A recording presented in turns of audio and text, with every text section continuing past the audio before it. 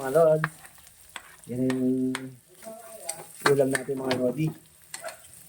Yan. Bali, yan natin yung mga lods eh.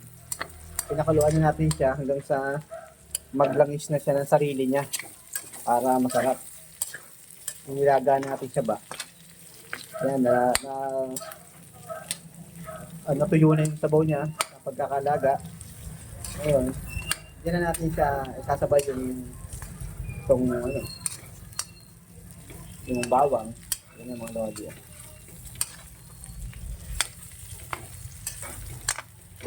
Tapos, yan natin yung sibuyas. Yan. Lod.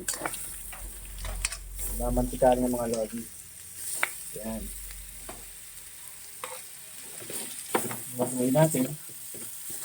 Yan, mga lodi. Hindi na natin siya nilagyan ng mantika kasi may sarili siyang mantika. Yun yung pinaka mantika niya. Para mas layang yan. Diba mga lodi? Ito tapos, itong pinaka-marinate natin ay eto. So mga lods, dito natin siya binabad. Ito rin yung pasasabaw natin sa kanya para lalong mas yummy. Diba mga lodi?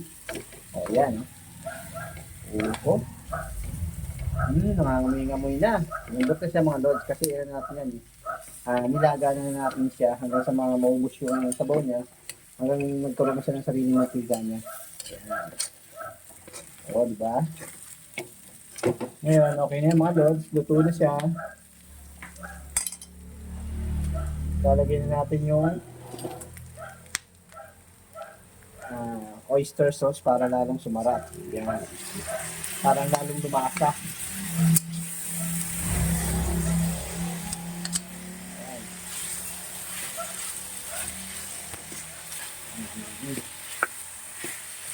Gawin natin.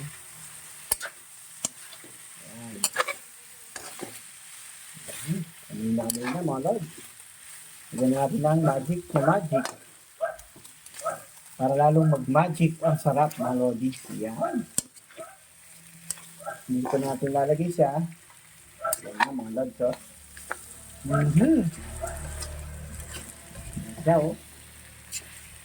Sariling mantingan niya mga lods. Kaya lalong mas siyawila talaga. Yan.